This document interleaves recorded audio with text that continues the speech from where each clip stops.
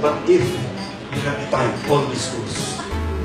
Because here in Ilocos Sur, we're very proud to inform our fellow workers to the Central Office that all the schools in the division are more than ready to be visited.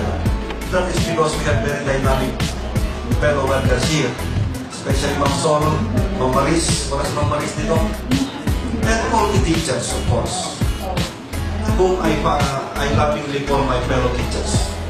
I'm very well familiar with LIS and DBIS. So these are for governance, for us to be able to really manage the education of our learners. So, and the ABIS. So we are rolling out a lot of other systems. Pasensya na kayo, marami kayong trabaho sa mga susunod na one. We will be rolling out our EHRIS. Specifically in the next few months, within the nationwide, we rolled out in the central office. We are rolling out now in the regions, and then we hope to roll this out in the divisions within the year. So including the school teachers. So hopefully, pag meron na po tayong central database of employees, then yung sinasabi ni Sir kanina, hindi na mangyayari because we now have a database. Alam na natin sino yung mga dapat ma-promote with at sino yung mga qualified. So this system is really very important for us. We are now able to have data on all our learners. It's about time that we have data on all our employees. We have more than 700,000 employees. So it's a huge organization, and ICT is very essential in managing all of this. Okay, so let me now start. Tapos, you have to go with the letter to do an expression of whatever ng message. Kasi yung iba, madaling matutok. It's bother. So, you have to go with your letter. Tapos, yung letter. It's not about the summary of the order. It's about Sir Renante, the other facilitators, the trainers, for this training, who shall be taking to enhance your knowledge and skills as ICT coordinators. Friends, ladies and gentlemen, a gracious and blessed morning to all. So indeed, we are very grateful in the schools division of Ilocos Sur because we have with us our very dear, the first time that we meet our good director, Director Aida, and it is really a very pleasant morning for all of us. And indeed, this is a great opportunity for all of us because today we are addressing one of the gaps identified in our SID, in our DEDP, and of course, your ITCLM and our OPCLM. Because one of the identified priority improvement areas in those documents are computer literacy. Yes, ma'am, we accept that we are already addressing these gaps in our school division of Ilocos Sur. Grown to be high-tech as far as computerization program is concerned. Palakpakan natin ang division of Ilocos Sur. And this is because of the following reasons. One, the management handled by our very energetic and dynamic schools division superintendent, Sir Jones Reynante, supports very much this computerization program. Palakpakan natin si Sir. Number two reason, we have a very competent ITO officer in the person of Sir Julimar Duque. Kasi po, he is very young. And yung pinalitan niyang ICT coordinator, malapit na siyang mag-retire po noon. That is why. So we have a very competent ITO one in spirit and value in advocating all the programs and projects from the central office, especially those with allocation. So with all those MAP director, we know that in the division of Ilocos Sur, we are confident that we are in the right track as far as the implementation of all DepEd orders, DepEd program, DepEd guidelines, as far as the implementation of all the different programs in DepEd. With that, ma'am, please, we say thank you very much for being here with us, and please enjoy the love and hospitality of the people in Ilocos Sur. Thank you very much po. PM1 ministers in the province or in the division of Ilocos Sur. Maraming opportunity po na nandito kayo, ma'am, with us. Budget for maintenance ng computers. Ano naman yun eh, we do not expect you to maintain computers, lalo na kung medyo marami na rin. We have to have budget for outsourcing, no, yung maintenance ng computers. Hindi naman porke tapos na yung warranty, wala na rin yung computers. We have to maintain. No, kasi ang lifespan natin is 5 years. Kailangan, actually, kung talagang maganda yung pagkagamit natin ng computers, it can even last more than 5 years. So, yun. So we enjoin you to participate and use the DCP ticketing system.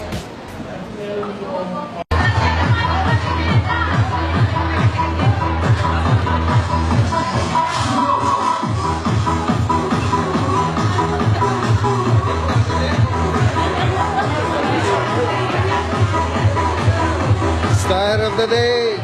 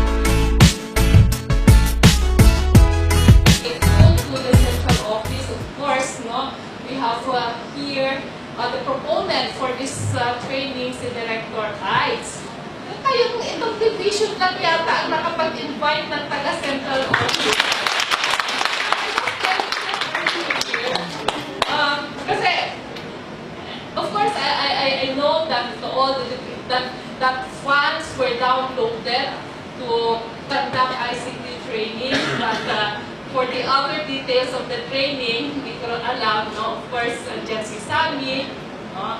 Yung ITO natin, who closely coordinate with his counterparts from the field offices. No? So, when Sammy, ito pinento ko na kanina sa kanila, sasabihin ko kay Ma'am Aida, when I just attended the cluster training, no, for the RDs, and during the training, Sammy sent me a text message asking me if it is all right that the division will have you as their guest for their division ICT training. So sabi ko, of course, no, but you should invite, you should prepare a letter of invite. Sabi ko, at isama niyo na rin ako. Unfortunately, hindi ako, hindi kinaya ng oras ko kaninang umaga. So this is another initiative that our DepEd is undergoing. No? Una sa lahat, under the new structure, sa office pa lang ng RD, merong 3 bagong units. And one of the 3 units na bago ay yung ICT. No? The other 2 include legal at saka PAW. No? At saka at your level, sa division level, sa office ng superintendent, nandiyan naman si Julie Mar. And sa schools, nandiyan naman kayo closely working with the division. Okay, so this is one of the features of our new organization, and of course our K-12 curriculum. Sabi ko sa kanila, ma'am, yung sasabihin ko sa kanila, yung challenge ko sa kanila, bibigay ko na lang sa closing program. Tapusin nyo muna lahat yung mga output ninyo, and then I'll give you the challenge to be an ICT coordinator. You should be very, very special, and you should be very, very lucky. And you should, and I would like to presume na sa mga co-teachers ninyo, kayo yung dun sa school, isa kayo sa mga pinakamagaling at responsible kasi tinigyan kayo ng special designation, no, ICT coordinator.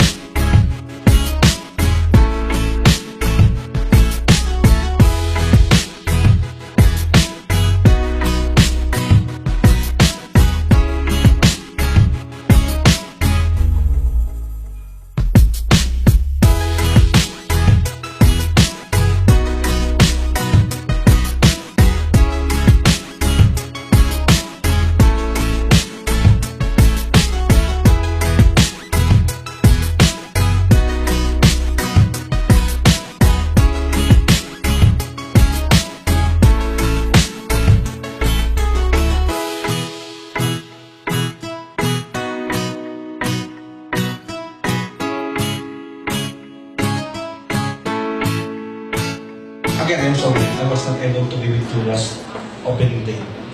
When I entered a while ago, I saw somebody discussing about the impact of the PowerPoint and other things that we do with our computer. Well, my friends, even me, whenever I look into a magazine, a catalog, or a PowerPoint, if there is an impact, my attention would surely be arrested by how the PowerPoint appears. And that's one thing that I'd like to encourage everybody. If and when we will use this, our learnings here, inside our classroom, with our coworkers, we have to see if there is some impact. Another thing that I'd like to remind everybody is, if and when we use our knowledge with our computers, especially what we call the social media, let's be responsible in using these things. Let's not use the social media to malign others or to destroy the reputation of other people. We all know that social media is a very powerful tool. It can either make or unmake a person. Sometimes, as per what we have seen from our news TV, sometimes they use it to blackmail people. Sometimes they use it to extort money. With our group of educators, when we return, upon our arrival in our own schools, let's see that we share the knowledge. Because knowledge learned is useless if we do not share it to those who are what we call the slow learners. Another is, maybe some of you are asking us to my Facebook account. For the information of everybody, I don't have a Facebook account. I love reading books. Maybe because this is my face, I can also say that my face is maybe quite pleasant. But I don't have the Facebook. I read lots of books, but no face. I just read. Okay? Okay po.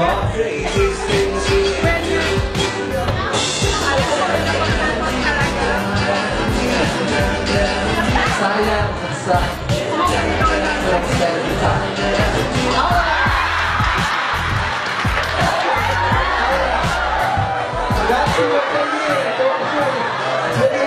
In your classroom, in your school. Okay? When I was here last Sunday, of course I cannot forget my promise that I will be back for your closing program and discuss, give you a little background on the organizational structure, the new organizational structure of the regional office vis-a-vis yung creation ng ICT office at the regional office at the division office vis-a-vis your special designation as IT coordinators. So, I would like to sound off to Sir George. Is your designation covered by, is your special assignment covered by the designation? Facebook kayo, nag-email kayo, tapos nagagalit si boyfriend o nagagalit si husband. Kailangan yung mag-PM kasi libre yun, di ba?